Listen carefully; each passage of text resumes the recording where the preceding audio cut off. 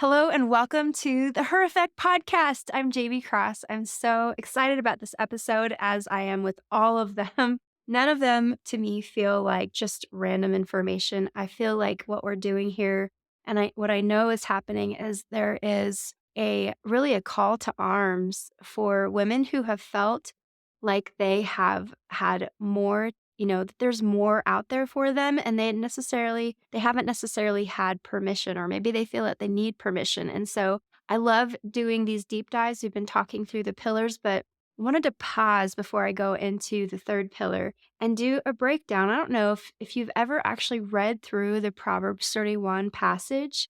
It's something that we've talked about a lot here in this podcast and that you'll hear a lot as you're being interwoven in the Her Effect movement. But if you haven't heard the very first podcast episode where I talk about the story and the birthplace of this entire Her Effect movement, make sure you check that out because I talk about how much the Proverbs 31 woman has been really at the foundation of so much of the revelation that God has given me about what women are capable of and what God's design for femininity really is. So, as we dive in here, it's going to also give you some really great framework and context for the pillars. We have 7 pillars of a woman. So far, we've talked about the lover pillar and the entrepreneur pillar, and we're going to go into the other 5 here. But let's just deep dive here into who this woman really is. And I also think that there needs to be a reset. I know for me, and you've heard me tell this story before, but for me, there's been so much misinformation being taught around who this amazing woman is and what her role in her family, in her marriage, in her society was. And so just by going through the scripture here, we're going to see the truth come alive. So let's just dive into this amazing journey of this Proverbs 31 woman. It says, "Who can find a virtuous wife? For her worth is far above rubies. The heart of her husband safely trusts her, so he will have no lack of gain." I love that because this to me refers to the woman as a producer. She's somebody who creates and who even provides. Her husband has no lack of gain because of her abilities and her efforts and her work ethic. It says she does him good and not evil all the days of her life.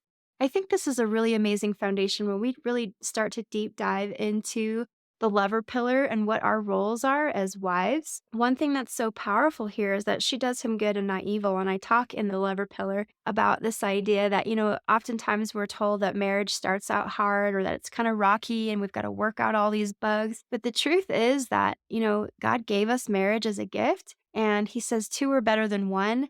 And ultimately, when you have both partners in a marriage looking out for each other and doing each good and not evil, then, and always assuming innocence and assuming that about each other, it eliminates so much of the toxicity and heartache that can be a major roadblock for the blessing of marriage. So let's continue on here. It says she seeks wool and flax and willingly works with her hands. And so, of course, this speaks to her diligence. She's a hard worker. She's like the merchant ships. She brings her food from afar. We talk about this in the entrepreneur pillar where, international commerce, and she's bringing in these ships from afar. She's bringing in her food from afar. I actually read, and you heard me talk about this in one of the pillars here, but it's funny because I was reading a blog post and a commentary written by a man who was saying that meant that she was out there grocery shopping. But I believe that this has to do with her business and her international trade and doing all those kinds of things. It says she also rises while it is yet night and provides food for her household and a portion for her maidservants. How many times have we heard that the man is the provider? Just let him do all of that. You just stay home with the kids. And I'm here to say that there's really no mold. There's no rules around that. We should all be operating in our gifts. And obviously, this woman is gifted as a provider, as someone who's gifted in business. And so I just find it fascinating that we've really taken this whole message of who this Proverbs 31 woman is. We fit her into this little box over here. But ultimately, what I'm seeing here is that she's a provider, she's a hard worker, she's an entrepreneur, and she does it well. She doesn't just give them like the scraps. It says that she provides food, and then as we go along here, you're going to see that she provides the best for them. It says she considers a field and buys it, and from her profits she plants a vineyard. So this is the power of multiplication. and stewardship. And when you begin to understand, like when we really deep dive into entrepreneurship and our responsibility to create wealth and our responsibility as entrepreneurs to create profit, what do you do with that money? You want to multiply it. And she's doing that here. She girds herself with strength and strengthens her arms. I look at this and I think this girl is taking personal responsibility. She's not waiting for somebody to do it for her. She's not waiting for things to come along her way. She's taking responsibility and she's strengthening herself and she's girding herself. It says that she perceives that her merchandise is good and her lamp does not go out at night. So she's also a visionary. She knows that there's going to come a point that if she doesn't prepare, her lamp could go out at night. And so she is a perceptive woman who, as she's doing her purchasing, she considers it good and then she doesn't allow her lamp to go out at night. I think that's really cool. We should always be looking into the future and storing and multiplying and never just being a cesspool, right? We should always be an outflow for multiplication and for amplification. It says she stretches out her hands to the distaff and her hand holds the spindle, which is really great. She sews. That's awesome. I don't sew, but if you do, I think that's really great. Again, she's doing what necessary, but I bet she enjoyed, like, there was a creative aspect to her when we talk about the pillar and the her effect, where it's about the creative aspect of a woman. It's the life giver. It's the part of her that can take a house and turn it into a home. It's the part of a woman that takes a plot of soil and turns it into a garden. I see that here. She extends her hand to the poor. Yes, she reaches out her hands to the needy. And so she's always looking out for others. The Bible talks about how we should always be looking after the widows and the orphans. And I think about one of the best ways to do that is to create wealth because we have so much potential and opportunity for impact when we are multiplying our efforts and we're multiplying our bottom line and we're considering our merchandise. We're seeing that it's good and we're providing. So that's really critical for us as women and for life givers and feelers to be taking care of those widows and the orphans and the poor. It says she is not afraid of snow for her household, for all her household is clothed with scarlet. Again, she's not like digging up the bottom of the barrel. She's providing the best for her household and she can laugh at the days to come. She looks at the future. She's not afraid of, the weather or anything that might come her way because she's prepared. She's a visionary. Remember, she doesn't let her lamp go out at night. She makes tapestry for herself. Her clothing is fine linen and purple. For all of you that ever question if it's okay to invest in good things and nice things and dress well, I look at this and I think this woman was clothed in fine things. Her husband is known in the gates when he sits among the elders of the land. So her husband is respected. I've seen that also in that passage. I also believe that as a woman, as a married woman, part of our role and responsibility is to make our husbands look good, you know? To be a reflection of his goodness and to help amplify his strengths. It says that she makes linen garments and sells them and supplies sashes for the merchants. That is so cool. I haven't really looked into this particular part of it, supplying sashes for the merchants, but it's interesting because I'm seeing here that she's creating something and then she's out there selling and the merchants are buying from her and getting what they need. And so she's a supplier. That's so cool. As a person who's in the natural beauty industry, being a part of a supply chain is a really powerful way to become profitable when you have something that somebody else needs. So it looks like that she's a supply chain here. Strength and honor are her clothing. She shall rejoice in time to come. And this is beautiful because we can talk all day long about healthy skin and avoiding wrinkles. It's a topic of conversation in the industry that I'm in with MIG. But really, what matters is that we are clothed with strength and honor. And that's all here. That's being faithful with the little things. She was faithful in her process, faithful in her entrepreneurial endeavors, in her family. It says that she opens her mouth with wisdom and her tongue is the law of kindness. So she's a woman that you can trust. She's not out there slandering people and tearing people down. She's speaking kindness and she's sharing her wisdom with others. She watches over the ways of her household. This to me is very important because whether you have employees in the home, whether it's your children or your husband, we are stewards and overseers of our household.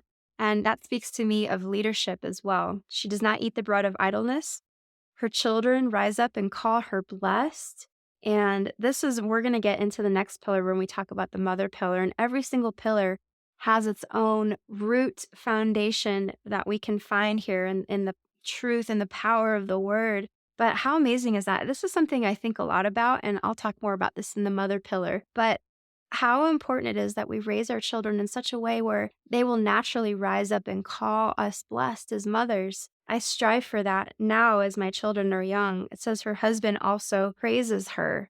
How cool is that? If you're a verbal affirmations person, it's like, yes, I'll take all that. Many daughters have done well, but you excel them all. So I'm like, wow, it's so funny. I don't know if this is a polar statement or not, but there's no socialism in the Bible.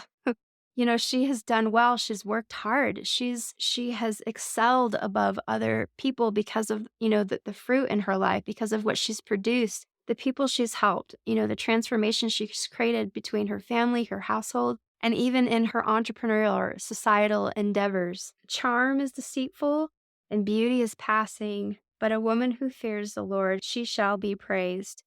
Give her the fruit of her hands and let her own works praise her in the gates. I love the ending here.